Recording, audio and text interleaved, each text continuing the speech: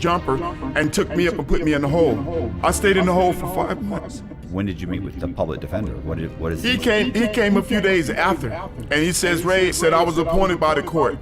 I said, these people said that I was trafficking cocaine. I said, that's a lie. He says, Ray, I'm telling you, you're faced with natural life imprisonment. This is the feds. The feds got a 98.8% conviction rate. I refuse to take anything. I won't even take time served. I'd rather go to prison for the rest of my life, because I'm not going to admit to something that I did not do. I'm going to trial, man. So it's just one guy giving a statement, and they get an indictment for 300 kilos of cocaine or something. Yes. They lied and said I was on audio tape. When they played the audio tape, they found out that it was the same person who arrested me. This played out during trial. Okay. And of course, the jury deliberated. They came back with the not guilty verdict within 30 minutes. What up, you two family man? Welcome to From Indicted to Invited. Before we get started, hit that like button, cash up upper left-hand corner. I'd like to thank Daniel for his donation. Thank you, Daniel, for your donation. Before we get started, this is Miss Angelica Bates. She's been missing since March 1st of 2022. She's from New York. She's now 17. Stand up, New York. Stand up, New York. This is Angelica Bates. Let's see, can we find her? The video I just showed y'all, right? I'm redoing this video. I'm gonna tell y'all how to beat the feds and how to beat a Fed case, bro. And I'm not telling you because I'm not, let me tell you, I haven't beaten a Fed case. But I feel like if I would have knew anything about the law, or the smallest inkling of the law going into this, I would have beat them. So let me show you, I'm gonna tell you the mistakes that I made and what you can do. I got 2 emails this week of people, loved ones that have court cases and they trying to figure out how to fight. I got 2 here, so I'm gonna break this down for y'all again, right? I'm gonna break this down for y'all again. These are my opinions how to beat a Fed case. Or if you can't beat it, you wanna get the best possible deal you can get without, 15 years, 20 years and stuff like that. Let me ask y'all the question, right? How many people know someone that have done 15 or more years for a nonviolent crime? Pretty much everybody.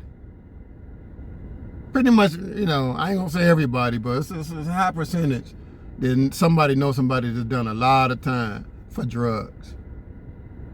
A lot of time, 20, 22 years. Your uncle, your auntie, or whoever, your best friend's uncle, your best friend mama or father, they in prison. Been in there for a long time for drugs, bro.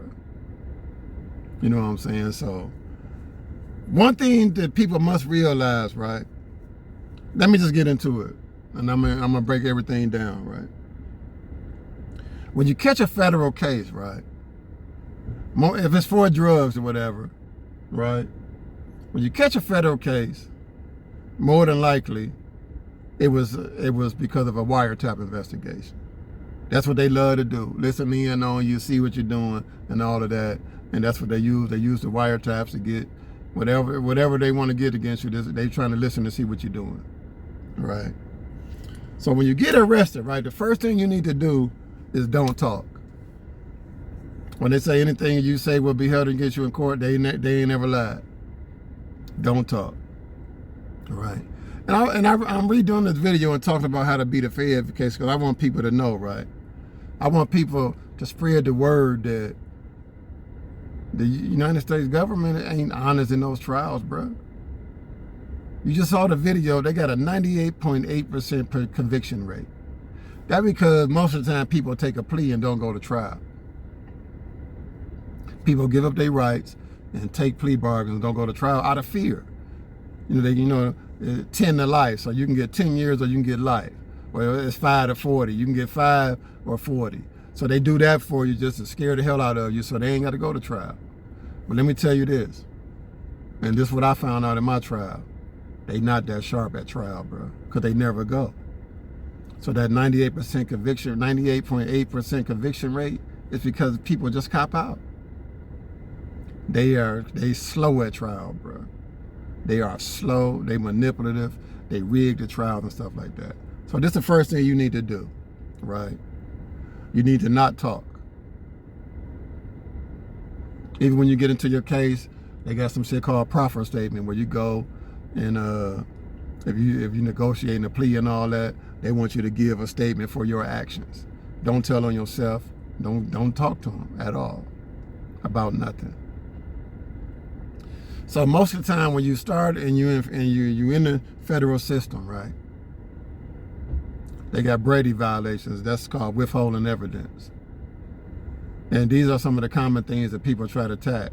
Prosecutor misconduct, ineffective assistance of counsel, right? Saying that your lawyer didn't present himself properly and blah, blah, blah. These are appeal things. But during the trial, the first thing you must do is pick your own jury. Don't let your lawyer do it. Let me tell you why. If you don't have one of them bulldog lawyers that, there's some bulldog lawyers out here that the feds respect. So once you get them, they know they're in for a fight. But most of the time when you get a lawyer, right? When you get a lawyer, he's not with you 100%. He's not with you. You know what I'm saying? And they do just enough so you can't file ineffective assistance on them. It's something crucial that they're going to leave out to sink you at the trial, right? So the first thing you must do during the jury selection is have 100% you picking the jury. You get this understood. You don't want your lawyer picking no juror for you. So what they do, they bring in these people, right? And they look for cynical thinkers. They ask questions to jurors that don't have nothing to do with the case and none of that. They be like, well, what do you think about the war against the United States? And then you hear somebody say, "Go America! I hope we smash them," and stuff like that. These are people that they want on the jury. The true blood Americans that don't believe that the federal government would tell a lie in a federal trial. You know what I'm saying? So they ask these kind of questions. It's like an assessment test for application. They don't have nothing to do with it, so they ask you these questions over and over, but they word it in a different way and see if you change your answer. You know what I mean? So what you want to do, you want to pick your jury. Now I told you there's all kind of defenses you can come up with and stuff like that. Like in my case, let me tell you something you need to look at to really to bring fight against the federal government. I ain't no Brady for saying this and saying they did that. You have to have fruit of a poisonous tree. You know what I mean? That means they did something in the beginning, right? And as an effect, they got all this evidence against you, right? Afterwards. But that one thing that they did in the beginning, if you claim fruit of a poisonous tree, it's dangerous to them, not only for your case, but everybody on your case. The people who took pleas can come back in court. After you win your case on the fruit of a poisonous tree, all these people can come back and disown your case, can claim that everything they did should have never happened. Because it's a certain action that should have been stopped, like in my case. You know what I mean? It was a conversation between me and my plug. He kind of made a little threat saying he gonna go see my father if I didn't help him with the shipment. So the feds heard that, right? This is supposed to happen on the 10th, right? They gave the jury all the wiretaps, stuff like that, and moved the dates back. They deleted the 2 days. So this happened on the 12th, but the wiretap supposed to start on the 10th. So they pushed my wiretap back into the 12th, but everything says the 10th. When they started the investigation, said the 10th. They deleted 2 days. They pushed my wiretap investigation to after the threat. So that means everything after that was poisonous. So if I bring that up at my trial, I basically walk out of there. And I have a fucking lawsuit for them arresting me and using everything against me after everything was poisonous. So fruit of a poisonous tree, you have to look at that. You have to look at the how you got arrested. Whether they did something wrong, because they just don't care. They cocky like that. They not by the book. They know they the feds. They can do whatever, right? So during the pre-trial stages, you have to file every motion, and if you claiming all of this and all this other stuff, they don't care nothing about that. Even the appeal court, you got to set yourself up for the appeal court. Even you might lose your trial or win your trial. You want to make sure you put everything on the table. You want to find out everything, all the evidence. You want to bring everything out, because this going to help you out later if you lose this trial. This going to help you out later if you pull this trial. You got to put everything on the record, right? This another thing. Quit letting your lawyer tell you, oh, you got a prior conviction, man, you're not taking a stand. Those days are over with. Everybody know if you're not taking a stand, you got a prior conviction. You got to talk for yourself. Nobody can talk for yourself better than you. Yeah, I did that, but I didn't do this. Blah, blah, blah, this what happened, boo, boo, boo. You got to take the stand, bro. It don't matter. You in a trial. You in a trial. You got to speak for yourself. Nobody's going to speak better than you. So all that shit about, man, they going to bring up my priors and all, man, don't nobody, they know you got priors anyway, the jurors. So that's an old school stigma that people keep falling into, man. Take the stand and speak for yourself.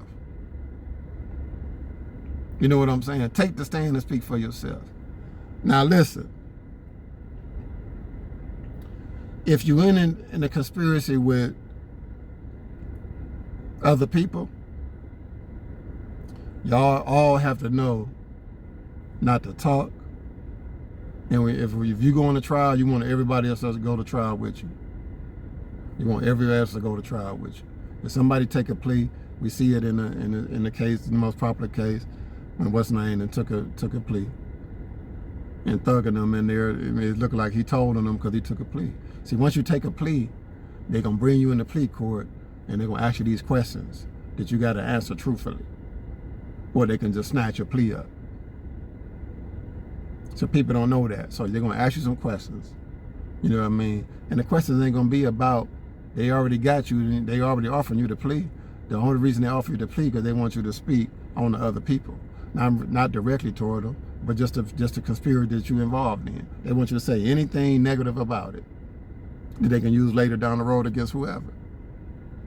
You know what I mean? So if you go on a trial, man, try to make sure everybody on your case is willing to go to trial too.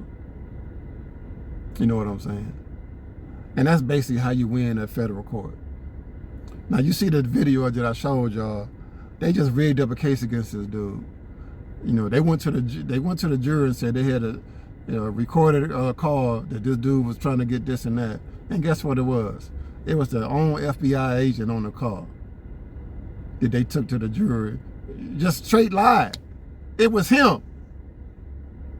The FBI called the FBI, then they went to the jury and said this was the FBI and this was the other guy that they arrested.